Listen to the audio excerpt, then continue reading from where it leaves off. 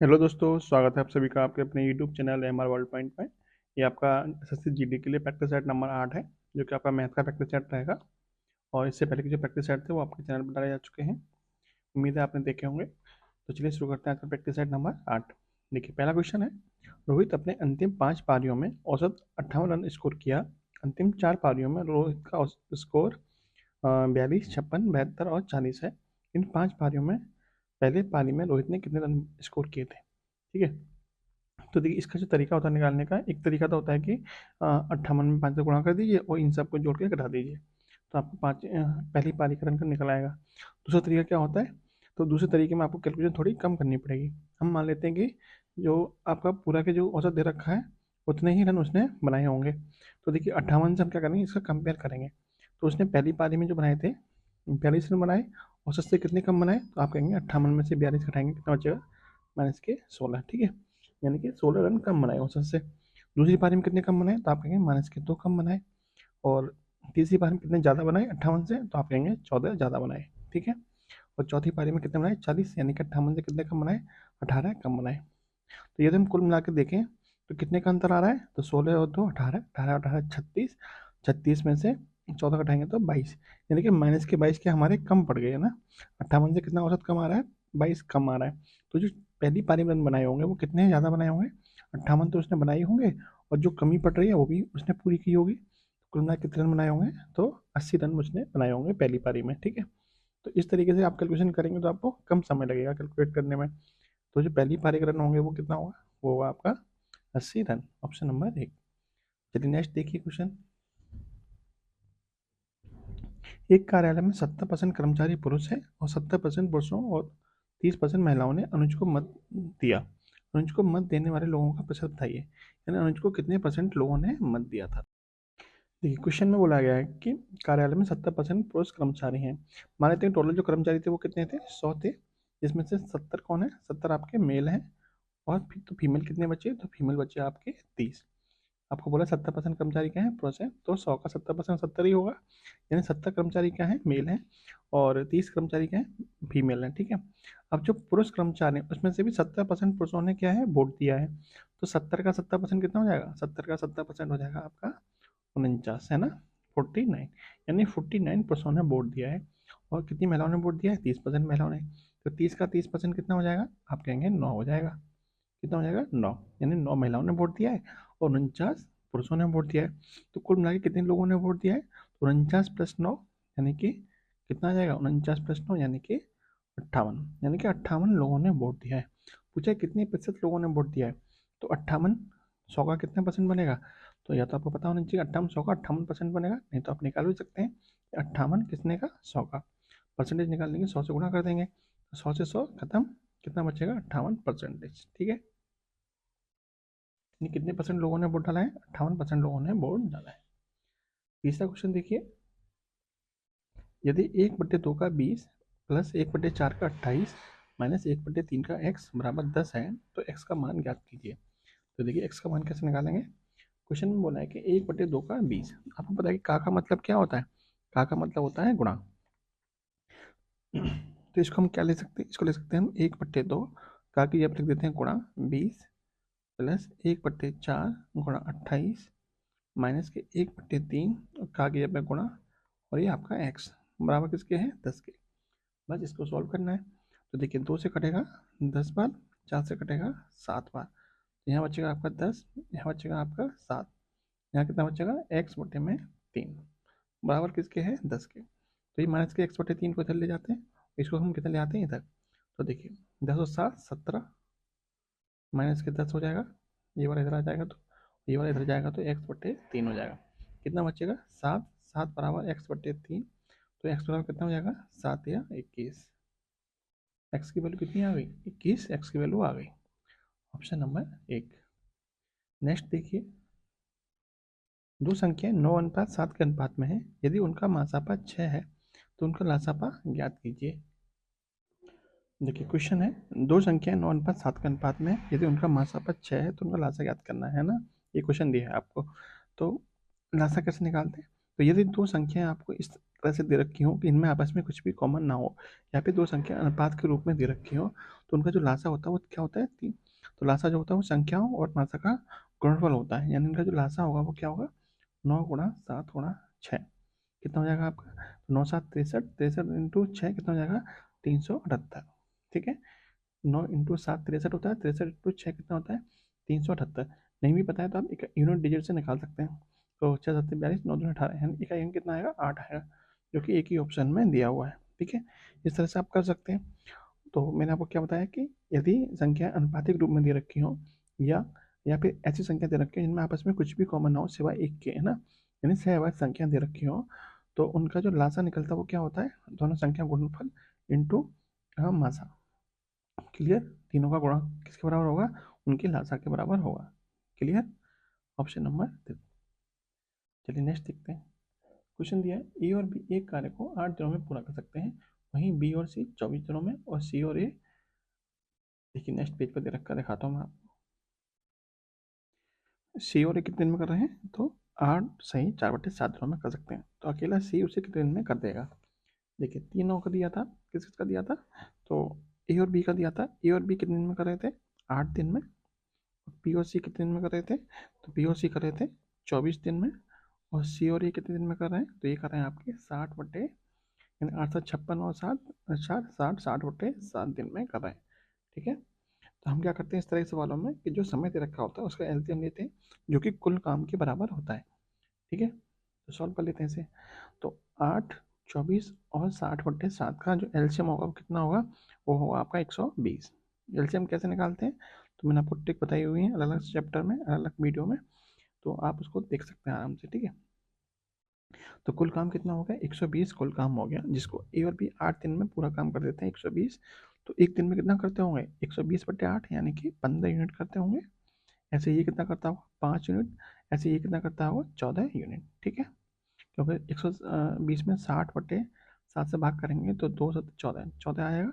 Clear, अब हम ये पूछें आपसे कि ये सब लोग मिलके कितना काम कर रहे हैं, तो ए 2 बार आया, बी 2 बार आया, सी 2 बार आया है, यानी कि 2 कॉमन ले लेते हैं, तो ए प्लस बी प्लस सी, इन सबका एक दिन का काम कितना है, 15 और 5 20 और 14 34। तो यदि ए प्लस बी प्लस सी बराबर निकालें तो कितना आएगा, 34/2 यानी कि 17 यूनिट। तीनों का एक दिन का जो काम है वो कितना है, 17 यूनिट है। हमें चाहिए किसका, सी का चाहिए। तो हम क्या करें, इसमें बी प्लस सी घटा देते हैं, तो बी प्लस सी का जो एक दिन का काम है वो कितना है, 5 है। तो बी प्लस सी इसमें घटा देते हैं, कितना है, 5। तो यहाँ से हम सी की वैल्यू निकाल लेंगे। सॉरी, बी प्लस सी नहीं, सॉरी, हमें निकालना सी का है, तो हम किसको घटाएंगे, ए प्लस बी को घटाएंगे। ए प्लस बी, ए प्लस बी कितना है, ए प्लस बी है आपका 15, 15 घटा दीजिए, तो कितना बचेगा आपका, ये बचेगा सी बराबर कितना आ गया, एक दिन की वैल्यू आ गई 2 यूनिट। सी की एक दिन की वैल्यू कितनी आ गई, 2 यूनिट आ गई, यानी सी एक दिन में 2 यूनिट काम करता है। तो जब सी एक दिन में 2 यूनिट काम करता है तो पूरे काम को करने में कितना समय लगेगा, तो पूरा काम कितना है, 120 यूनिट है। तो सी को कितना समय लगेगा, सी को लगेगा 120 बटे में एक दिन का किया गया काम, यानी कि 60 दिन। ठीक है, कितना लगेगा, 60 दिन का समय लगेगा। Option number 1। क्लियर, चलिए नेक्स्ट देखिए। ए बी की तुलना में 3 गुना बेहतर कामगार है, इसलिए वह कोई कार्य बी की तुलना में उससे 40 दिन कम अवधि में कर सकता है। दोनों मिलकर वही कार्य कितने दिन में कर लेंगे।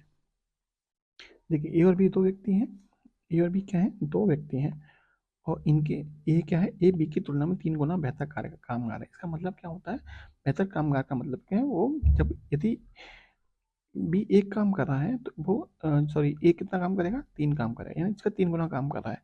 यानी इसका यदि बी का एक दिन का काम 1 यूनिट है तो इसका एक दिन का काम कितना होगा, 3 यूनिट होगा। ये क्या है, इनकी इफिशियंसी का रेशियो, यानी कार्य क्षमता का रेशियो आएगा इनका 3:1। क्लियर, अब वो कह रहा है कि इसलिए वह कोई कार्य बी की तुलना में उससे 40 दिन कम अवधि में कर सकता है। आपको पता है कि एफिशिएंसी यानी कार्य क्षमता का रेशियो और इनके द्वारा लिए गए समय का रेशियो क्या होता है, उल्टा होता है। इनका रेशियो कितना हो जाएगा, 1:3। क्लियर, यानी कि इसको यदि 1 यूनिट समय लग रहा है तो इसको कितना यूनिट समय लग रहा होगा, 3 यूनिट समय अधिक लग रहा होगा। तो पूछा क्या, तो सॉरी, तो ए को कितना कम लग रहा है, तो ए को बी की तुलना में 2 यूनिट क्या लग रहा है, कम लग रहा है। कितना कम लग रहा है, 2 यूनिट कम लग रहा है, जो कि किसके बराबर है, तो 40 दिन कम समय लग रहा है, जो कि 40 दिन के बराबर हो जाएगा। क्लियर, 2 यूनिट की वैल्यू 40 दिन है, तो 1 यूनिट की वैल्यू कितनी हो जाएगी यहाँ से 20 दिन, यानी कि ए को पूरा कार्य करने में कितने दिन लग रहे हैं 20 दिन लग रहे हैं। तो 3 यूनिट की वैल्यू हम निकालना चाहेंगे, कितना आ जाएगा 60 दिन आ जाएगा, लेकिन हमें उसकी जरूरत नहीं है। पूछा क्या आपसे कि दोनों मिलकर वही कार्य कितने दिनों में पूरा कर देंगे। तो चलिए ये बताइए कि हम्म, तो देखिए यदि 1 यूनिट की वैल्यू कितनी है 20 दिन है, तो 3 यूनिट की वैल्यू कितनी होगी, तो 20 दिया 60 दिन हो जाएगी। यानी ए किसी काम को 20 दिन में कर रहा है, तो उसी काम को बी कितने दिन में कर रहा है 60 दिन में कर रहा है। तो कुल काम कितना होगा 20 और 60 का एलसीएम, यानी कि 60 यूनिट काम होगा। कितना काम होगा, तो कुल काम होगा 60 यूनिट। 20 और 60 का एलसीएम 60 यूनिट काम होगा, ठीक है। और ये दोनों मिलकर एक दिन में कितना काम कर रहे हैं, 3 और 1 4 यूनिट काम कर रहा है। तो ये पूरे काम करने में कितना कितना समय लगेगा, पूरा काम कितना है 60 यूनिट है, और ये दोनों लोग मिलकर कितना काम कर रहे हैं एक दिन में 4 यूनिट काम कर रहे हैं। तो समय कितना लग जाएगा, समय हो जाएगा आपका कुल काम बटे में एक दिन का काम, यानी कि 4, कितने बार कटेगा 15 बार, यानी कि 15 दिन में मिलकर पूरा काम कर देंगे। Option number 4। नेक्स्ट क्वेश्चन देखिए, दो संख्या को लासा उनके महत्तम समावर्तक का 4 गुना है, साथ ही उन दोनों का योगफल 125 है। यदि एक संख्या 100 है तो दूसरी संख्या कितनी होगी। देखिए लासा दे रखा है मासा का 4 गुना। यदि हम मासा को मान लें, यदि हमने मासा मान लिया x, तो लासा कितना हो जाएगा, लासा हो जाएगा आपका 4x, क्योंकि 4 गुना दे रखा है मासा का। तो और कह रहा है कि उन दोनों का जो योगफल है वो कितना है 125, यानी कि 4x प्लस के x बराबर कितना है 125 के। तो 5x बराबर 125, तो x बराबर कितना हो जाएगा यहाँ से 125 बटे में 5, यानी कि 25। x की वैल्यू कितनी आ गई 25, यानी ये 25 हो जाएगा और ये 25 चौक 100 हो जाएगा, यानी कि मासा हो जाएगा 25, लासा हो जाएगा 100। बोला कि एक संख्या कितनी है 100 है, तो दूसरी संख्या बताइए। तो आपको पता है कि जब हमें लासा और मासा दे रखा हो और एक संख्या दे रखी हो, दूसरी संख्या कैसे निकालते हैं, तो लासा गुणा मासा बराबर होता है पहली संख्या गुणा दूसरी संख्या। लासा कितना है 100 है, मासा कितना है 25 है। पहली संख्या दे रखी है आपको 100, दूसरी संख्या हमने मान ली 22। 100 से 100 खत्म, तो 22 बराबर कितना मिल गया हमें 25, यानी दूसरी संख्या हमारी कितनी हो जाएगी, दूसरी संख्या हो जाएगी हमारी 25। Option number 2। नेक्स्ट देखिए, तीन संख्याओं का औसत 135 है, उनमें सबसे बड़ी संख्या 195 और शेष दोनों के बीच का जो अंतर है वो 20 है। तो सबसे छोटी संख्या बताइए। देखिए क्वेश्चन है, तीन संख्या का औसत 135 है और सबसे बड़ी 195 और शेष दोनों का अंतर जो है 20 है, सबसे छोटी संख्या बताइए। तो देखिए औसत कितना दे रखा है, औसत दे रखा है 135, किनका कितनी संख्याओं दे रखा है तीन संख्याओं का। तो इनका योग कितना हो जाएगा, तीनों का योग कितना हो जाएगा, योग बराबर औसत होता है औसत गुणा संख्या, यानी 135 गुणा 3, यानी कितना जाएगा 405। इसमें से एक संख्या आपको दे रखी है 195, तो दो जो शेष संख्या होंगी दो संख्याओं का योग कितना बचा, दो संख्याओं का योग बचेगा 405 में से 195 हटा दीजिए, माइनस कर देंगे कितना हो जाएगा, ये आ जाएगा आपका 0 और 1 2 210। यहाँ दो संख्या का जो योग बचेगा वो कितना बचेगा 210 बचेगा, और दोनों संख्याओं का अंतर कितना है तो 20 है। मान लीजिए तो दो संख्या जो बची हैं उनको ए और बी मान लिया हमने, तो ए प्लस बी बराबर दे रखा है 210, और दोनों का अंतर कितना है, दोनों का अंतर है कितना है 20 है। पूछा क्या छोटी वाली संख्या, यानी कि बी वाली संख्या चाहिए हमें। तो बी की वैल्यू कैसे निकालते हैं, दोनों का अंतर करके आधा कर दीजिए। दोनों का अंतर कितना हो जाएगा 210 में से 20 घटाएंगे 190, 190 का आधा 95। छोटी संख्या कितनी आ जाएगी, छोटी संख्या आ जाएगी आपकी 95। क्लियर। चलिए नेक्स्ट देखिए, यदि 100 रुपये में 11 पुस्तकें खरीदता हूँ और 10 पुस्तकें 110 रुपये में बेचता हूँ, तो मुझे प्रत्येक पुस्तक पर कितने प्रतिशत का लाभ होगा। देखिए कितनी खरीद रहा है, 100 में 11 खरीद रहा है और 110 में 10 बेच रहा है, तो कितना लाभ होगा या हानि होगी, जो कैसे निकालते हैं क्रॉस गुणा करके निकालते हैं। तो 10 इंटू 100 कितना हो जाएगा 1000, और 110 इंटू 11 कितना हो जाएगा, तो 11 11 121, यानी कि 1210, ठीक है 1210। 11 इंटू 110 कितना होता है 1210 होता है। तो इसका मतलब क्या हुआ कि 1000 वाली चीज़ कितने में बेची जा रही है 1210 में बेची जा रही है, कितने का लाभ हो रहा है, तो 1210 में से 1000 घटा दें कितने का लाभ होगा 210 का। कितने परसेंट का लाभ होगा, परसेंट निकालने के लिए क्या करना पड़ता है हमें, तो 210 का लाभ हो रहा है, कितने पे हो रहा है क्रैमोल, यानी कि 1000 पे हो रहा है, कितने परसेंट का गुणा कर देंगे 100 का, तो जीरो से दो जीरो खत्म, जीरो से जीरो खत्म, कितने परसेंट का लाभ हो रहा है, तो 21% का लाभ हमें हो रहा है। ऑप्शन नंबर 4, ठीक है। चलिए नेक्स्ट देखिए, ए और बी की मासिक आय का अनुपात 9:8 है, उनके खर्च का अनुपात 8:7 है। यदि उनमें से प्रत्येक की बचत 500 रुपये है तो एक ही मासिक आय बताइए। देखिए इसका शॉर्ट तरीका तो ये है कि एक ही मासिक आय है कितनी, एक ही मासिक आय है 9 यूनिट। तो जो भी एक ही मासिक आय वो होगी वो 9 के मल्टीपल में होगी, यानी 9 से विभाजित होनी चाहिए वो संख्या। तो 9 से कटने की शर्त क्या होती है, अंकों का योग 9 से कटना चाहिए। तो ये 3 और 5 8, 9 से नहीं कट रहा, ये 4 9 से नहीं कट रहा, ये 5 भी 9 से नहीं कट रहा, 4 और 5 9, 9 से कट रहा है। तो यही आपका क्या बनेगा, राइट आंसर बनेगा। बाकी इसका दूसरा तरीका क्या है वो भी देख लीजिए। देखिए दो व्यक्ति हैं आपके ए और बी, इनकी जो मासिक आय है, आय का अनुपात कितना है 9:8, और इनके व्यय यानी कि खर्च का अनुपात कितना है, खर्च का अनुपात है 8:7। और ये बचाते कितने हैं, इनकी बचत है 500 रुपये प्रत्येक बचाते हैं, यानी दोनों 500 रुपये बचाते हैं। ठीक है, अब यहाँ से हमें एक ही बचत चाहिए, एक ही आय चाहिए है ना, तो कैसे निकालेंगे, तो इनका तरीका होता है कि इसका इसका मल्टीपल यानी कि 8×7 56, सॉरी 9×7 63, ठीक है, और 8×8 64, 63 और 64, यानी 9×7 63 और 8×8 64, 64 और 63 का डिफरेंस कितना होता है 1, 64 और 63 का डिफरेंस कितना होता है 1, और ये किसके बराबर होगा, इन दोनों के मल्टीपल के डिफरेंस के बराबर, यानी 5 8 40 और 5 7 35, यानी 4000 माइनस के 3500 यानी कि 500। तो एक यूनिट की वैल्यू कितनी मिल गई आपको 500। देखिए मैंने आपको कैसे बताया कि इन दोनों के मल्टीपल का डिफरेंस बराबर होगा इन दोनों के मल्टीपल के डिफरेंस के बराबर। ठीक है, आपको अंतर लेना है, आपको माइनस प्लस नहीं देखना, आपको क्या करना है, अंतर लेना है, डिफरेंस लेना है। तो 9×7 63, 8×8 64, डिफरेंस कितना है 1, 8×5 40 यानी 4000, 7×5 35 यानी 3500, 3500 और 4000 का अंतर कितना होगा 500। ठीक है, तो एक यूनिट की वैल्यू कितनी मिल गई आपको यहाँ से 500 मिल गई। पूछा गया एक ही आय, पूछिए एक ही आय कितनी थी 9 यूनिट थी, तो 9 की वैल्यू कितनी हो जाएगी, 9×5 45, यानी कि 4500 रुपये। ठीक है, ऑप्शन नंबर 3। चलिए नेक्स्ट देखिए, यदि x अनुपात y बराबर 3:4 है तो 5x माइनस के 2y बटे में 7x प्लस के 2y का मान कितना होगा। तो देखिए आपको दे रखा है कि x अनुपात y यानी x बटे में y बराबर कितना है 3/4। इसका मतलब क्या होता है, इसका मतलब होता है कि x की वैल्यू 3 है और y की वैल्यू 4 है, बस इसमें रख देते हैं।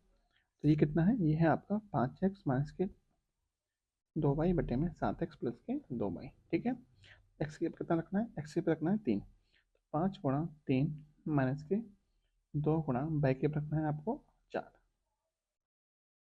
ठीक है, बटे में कितना आ जाएगा, तो 7×3 प्लस के 2×4, ये हो जाएगा 5×15 माइनस के 8 बटे में 7×21 प्लस के 8, तो ये जाएगा ऊपर बचेगा आपका 7, नीचे बचेगा आपका 29, 7/29 कितना आएगा 7/29, ऑप्शन नंबर 3।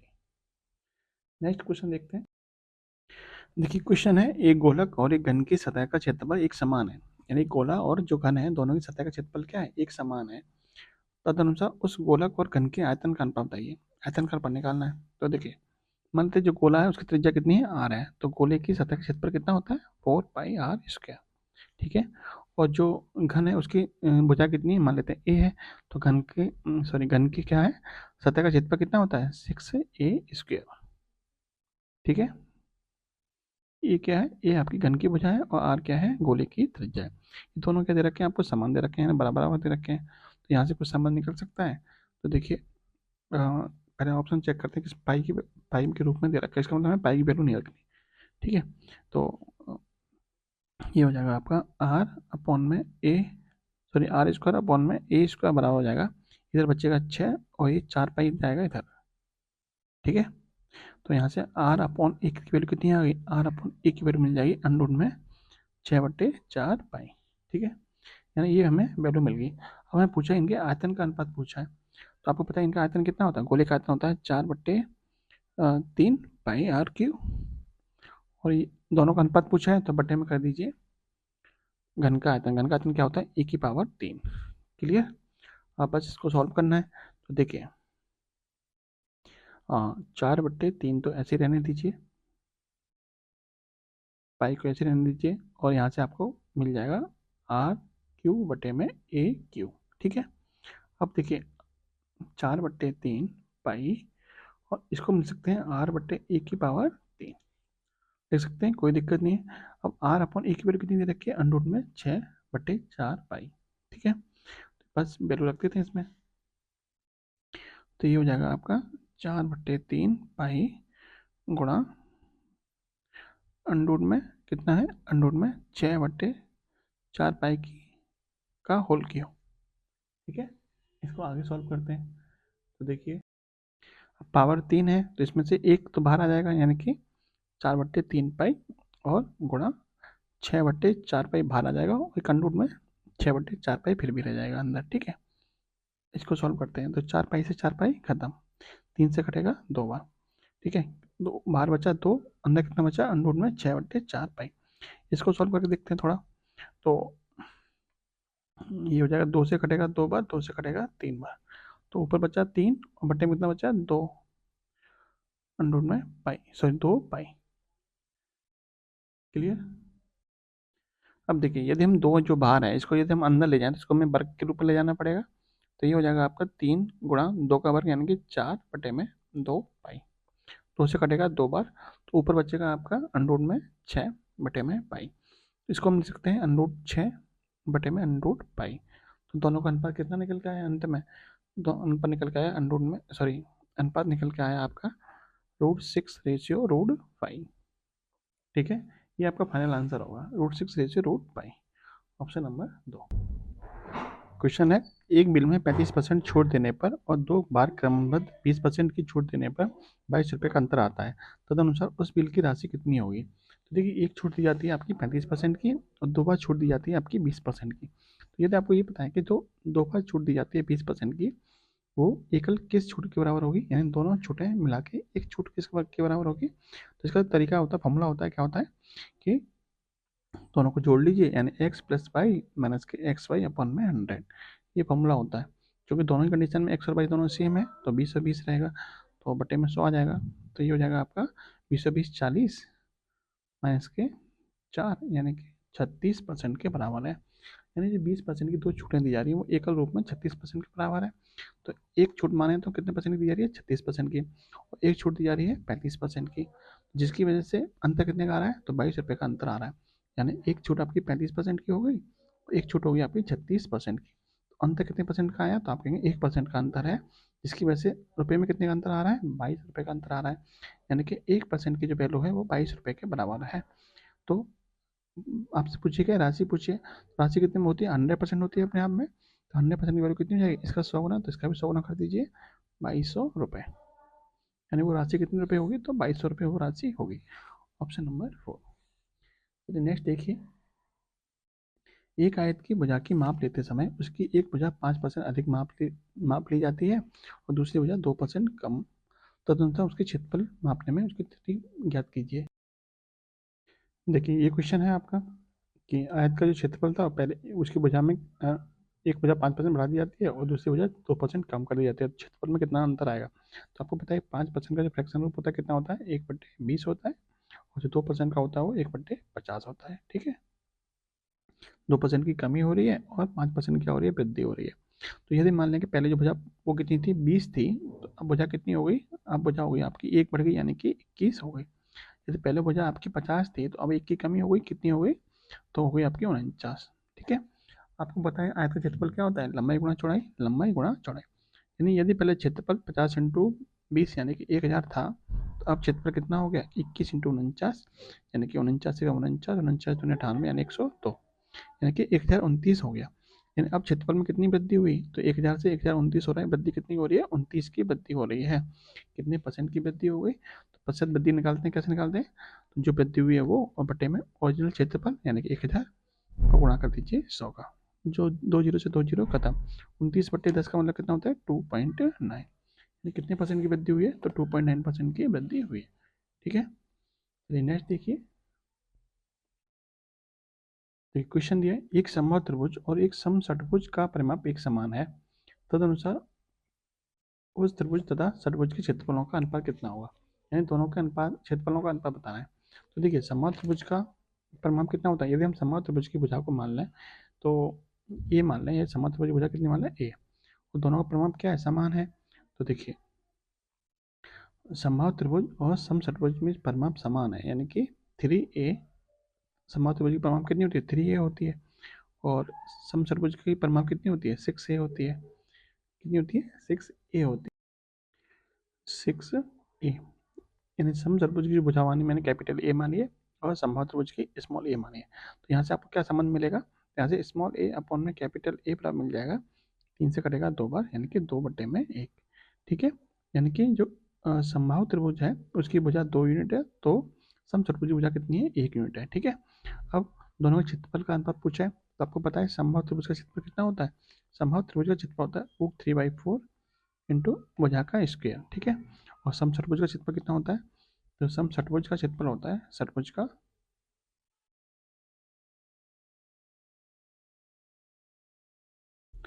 षटभुज का क्षेत्रफल कितना होता है? वो होता है आपका 6 गुणा अंडर में 3/4 इंटू भुजा का स्क्वायर। ठीक है, ये फॉर्मूला होता है। बस दोनों का अनुपात निकालना है, तो इसको ऊपर रखिए, यानी कि रूट 3/4 इंटू ए स्क्वायर बटे में 6 इंटू रूट 3/4 बटे में कैपिटल ए स्क्वायर। ठीक है, अब रूट 3/4 से रूट 3/4 खत्म हो जाएगा। ठीक है, अब देखिए ऊपर कितना बचा? ए स्क्वायर बचा, और ए की वैल्यू कितनी थी? ए की वैल्यू थी 2, तो 2 का वर्ग करके कितना हो जाएगा? 4।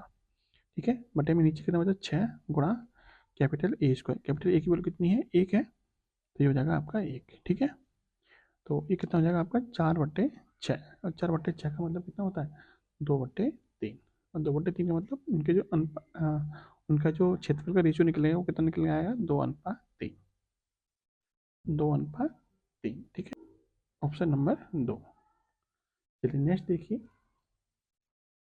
4 किलोमीटर प्रति घंटा की दर से चलते हुए एक व्यक्ति 3 घंटे 45 मिनट तक कुछ दूर चलता है। यदि वही व्यक्ति साइकिल चलाकर 16.5 किलोमीटर प्रति घंटा की गति से उतनी ही दूरी तय करे, तो उसे उतनी ही दूरी तय करने में कितना समय लगेगा?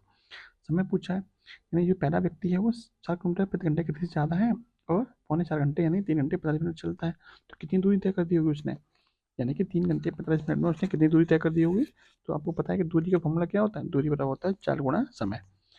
पहले तो हम दूरी निकाल लेते हैं, यानी इसने इतने घंटे में कितनी दूरी तय करी है, तो डिस्टेंस कितनी होगी? तो 4 गुणा समय। 4 यानी कि 4 किलोमीटर, समय कितना लग रहा है? 3.25 घंटे यानी 3 घंटा 45 मिनट। 3 घंटा 45 मिनट का मतलब कितना होता है? 3 सही 4 में 3 सही 3/4 यही होता है, क्योंकि 45 मिनट को हमें घंटे में चेंज करना पड़ेगा, तो 60 से भाग करना पड़ेगा। तो 45/60 कितना होता है? 3/4। 3 सही 3/4। इसको सॉल्व करते हैं, तो 4 गुणा 3 4 12 3 15 15/4। 4 से 4 खत्म। डिस्टेंस कितनी आ गई? 15 किलोमीटर की दूरी आ गई। यानी दूरी कितनी है? 15 किलोमीटर की दूरी है। अब उसी दूरी को किस स्पीड से तय करना है? तो 16.5 किलोमीटर प्रति घंटे की चाल से तय करना है। तो कितना समय लगेगा? आपको पता है समय बराबर क्या होता है? समय बराबर दूरी बट्टे चाल होता है। दूरी बट्टे चाल। अब दूरी कितनी है? 15 किलोमीटर। और चाल कितनी है? चाल है 16.5 किलोमीटर प्रति घंटा। 16.5 किलोमीटर प्रति घंटा। इसको सॉल्व करते हैं, तो पॉइंट हटेगा यहाँ से, तो ऊपर 10 का गुणा हो जाएगा और 15 से कटेगा आपका 11 बार, तो 10/11। 10/11 घंटा। ठीक है, 10/11 घंटा। ऑप्शन है कहीं? ऑप्शन आपका मिनट में दे रखा है, तो हमें इसमें मिनट में चेंज करना पड़ेगा। तो देखिए 10/11 घंटे को हम मिनट में कैसे चेंज करेंगे? तो गुणा कर देंगे 60 का। ठीक है, तो ये हो जाएगा 600/11। भाग करेंगे तो कितना आएगा? 11×5 = 55, 5 बचे, और 11×4 = 44, और कितने 6 बचे? 11×5 = 55, फिर 11×4 = 44, यानी 54.54, यानी 54.55 मिनट, यानी ये आपका क्या मिल जाएगा? ऑप्शन मिल जाएगा, ऑप्शन नंबर 2। क्लियर? चलिए नेक्स्ट देखिए, 10% वार्षिक ब्याज दर से किसी निश्चित समय के बाद एक निश्चित मूलधन और साधारण ब्याज का अनुपात कितना है? 10:3 है। निवेश किए गए धन की अवधि कितने वर्ष थी? देखिए दर क्या है? 10% है, और आपको पूछा क्या? समय पूछा है, और जो ब्याज है और मूलधन है दोनों का अनुपात कितना है? तो अनुपात है आपका 10:3। इसका मतलब क्या है? यदि आपका मूलधन 10 था तो ब्याज कितना मिल रहा है? 3 मिल रहा है। ठीक है, किस दर से मिल रहा है? तो आपका मिल रहा है 10% की दर से मिल रहा है। चलिए सॉल्व कर लेते हैं। साधारण ब्याज है, तो आपको पता है फॉर्मूला क्या होता है? ब्याज बराबर मूलधन गुणांतर गुणा समय बट्टे में 100, यही फॉर्मूला होता है। बस इसमें वैल्यू रख देते हैं। ब्याज कितना मिल रहा है? 3 यूनिट। मूलधन कितना है? 10 यूनिट। दर कितनी है, 10 है, 10% की, और समय हमें पूछा है, बटे में आ जाएगा 100। ठीक है, तो 10 इंटू 10 100, 100 से ये 100 खत्म, कितना बचा, टी बराबर कितना आ गया, 3 वर्ष। टी बराबर 3 वर्ष। ठीक है, ऑप्शन नंबर 2। चलिए नेक्स्ट देखिए, एक कपड़े के व्यापारी ने अपने आधे कपड़े 40% लाभ पर बेचे और शेष के आधे 40% हानि पर बेचे। शेष बचे कपड़े लागत मूल्य पर बेच दिए। संपूर्ण सौदे में उसे कुल कितना % लाभ या हानि हुई। देखिए, मान लीजिए कि टोटल जो कपड़े थे उसने 100 कपड़े कितने खरीदे, तो आप कहेंगे 100 रुपये के ही खरीदे। ठीक है, यानी एक कपड़ा 1 रुपये का खरीदा। क्लियर। अब वो कह रहे अपने आधे कपड़े 40% लाभ पर बेच दिए, तो 100 का आधा कितना होता है, 50 होता है। 50 को कितने बेचा, 40% के लाभ पर, तो कितने में बेचा होगा, 50 का हम डायरेक्ट 140% निकाल दें तो हमें विक्रय मूल्य मिल जाएगा, यानी कि 70, यानी कि 70 रुपये में उसने बेच दिया, यानी आधे कपड़े उसने 70 रुपये में बेच दिए। अब कह रहा है शेष आधे 40% हानि पर बेच दिए, यानी शेष के आधे, यानी जो शेष बचे थे 50, 50 का आधा यानी कि 25, 25 को कितने हानि पे बेचा, तो 40% की हानि पे बेचा, तो कितने में बेचा होगा, तो 25 का हम कितना निकाल देंगे, डायरेक्ट 60% निकाल देंगे, तो ये हो जाएगा आपका 4 से 15 का जाएगा, यानी कि 15 रुपये में बेचे। ठीक है, यानी कि जो 50 कपड़े थे, आधे कपड़े थे वो 70 में बेचे, और आधे के आधे यानी कि 15 रुपये में बेचे। ठीक है, वो कह रहा है जो शेष बचे वो लागत मूल्य पर ही बेचे। अब शेष कितने बचे होंगे, 50 और 25 75, बचे कितने, 100 थे, तो बचे कितने, 25 बचे, तो 25 को उसने कितने कितने कितने में बेचा, तो 25 को बेचा उसने लागत मूल्य पर। एक कपड़ा 1 रुपये का था, तो 25 कितने का था, 25 के होंगे। ठीक है, यानी ये और ये क्या मिल गया आपको, विक्रय मूल्य मिल गया। कितना मिल गया विक्रय मूल्य, तो 70 और 50, 70 और 15 85, 85 और 25 कितने होते हैं, 110, यानी कितने बेच दिया उसने, तो 100 वाली चीज़ 100 में खरीदी थी और 110 की बेच दी, तो कितने रुपए का लाभ हुआ, कितने % का लाभ हुआ, तो 100 का खरीदा था, 110 का बेच दिया, कितने का लाभ हुआ, आप कहेंगे 10 का लाभ हुआ। कितने पे, तो 100 पे, कितने % का लाभ हो गया, गुणा कर दीजिए 100 से, कितने % का लाभ हो गया, 10% का लाभ ही हो गया। ठीक है, ऑप्शन नंबर 3।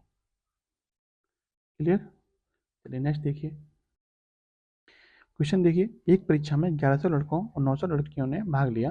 उनमें से 50% लड़के और 40% लड़कियां परीक्षा में उत्तीर्ण हो गई। आपको बताना है अनुत्तीर्ण परीक्षार्थियों की प्रतिशत बतानी है, यानी कितने % विद्यार्थी फेल हो गए या अनुत्तीर्ण हो गए। ठीक है, कितने बच्चे थे, 1100 लड़के थे और 900 लड़कियां थी, 50% लड़के और 40% लड़कियां क्या होंगी, पास हो गए। तो फेल कितने हुए, लड़के कितने थे, 1100 थे, लड़के कितनी थी, 900 थी, तो लड़कों में 50% पास हुए हैं, तो 50% फेल भी हुए होंगे, तो फेल कितने हुए, तो फेल वाले हो गए 1100 का 50%, 1100 का 50% कितना हो जाएगा, 550। लड़कियां कितनी पास हुई, लड़कियां हुई 40% पास हुई, इसका मतलब 60% फेल हुई होंगी, तो 900 का 60% कितना हो जाएगा, 540, यानी कि 540 लड़कियां फेल हुई हैं और 550 लड़के फेल हुए हैं, कुल मिला कितने बच्चे फेल हो गए, तो फेल वाले कितने हो गए, 550 प्लस 540 यानी कि 1090 बच्चे फेल हो गए। ठीक है, कितने बच्चे फेल हो गए, 1090, तो कितने % बच्चे फेल हो गए, तो कुल बच्चे कितने थे, 1100 प्लस 900 यानी कि 2000 बच्चे थे, तो 2000 में से 1090 फेल हुए हैं, तो कितना % हो जाएगा, तो 1090 बटे में 2000 गुणा कर देंगे 100 का, दो जीरो से दो जीरो खत्म, जीरो से जीरो खत्म, 109 बटे में 2, 109 बटे में 2 कितना होता है, 54.5 होता है। ठीक है, 54.5% बच्चे क्या हो गए आपके फेल हो गए।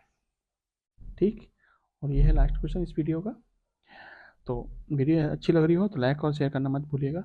चलिए लास्ट क्वेश्चन और देख लेते हैं। 7 मीटर लंबे, 5 मीटर चौड़े और 2 मीटर ऊंचे एक बंद घनाकार बॉक्स को 2.4 रुपये प्रति मीटर स्क्वायर की दर से बाहर की ओर पेंट करने की कुल लागत बताइए।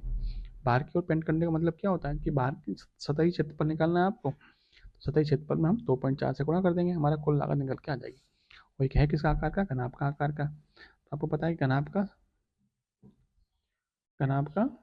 सतही क्षेत्रफल कितना होता है, सतह क्षेत्रफल का फॉर्मूला क्या होता है, तो वो होता है 2 गुणा लंबाई चौड़ाई plus B H plus H L. ठीक है, यानी लंबाई गुणा चौड़ाई प्लस चौड़ाई गुणा ऊंचाई प्लस ऊंचाई गुणा लंबाई, यही फॉर्मूला होता है। तो बस इसको लगाते हैं, तो देखिए 2 गुणा लंबाई कितनी है, लंबाई है 7, चौड़ाई कितनी है 5, तो 7 गुणा 5 प्लस 5 गुणा 2 प्लस 2 गुणा 7, ठीक है, सॉल्व करते हैं। तो 2 × 7 × 35, 5 × 10, 7 × 14, कितना हो जाएगा आपका?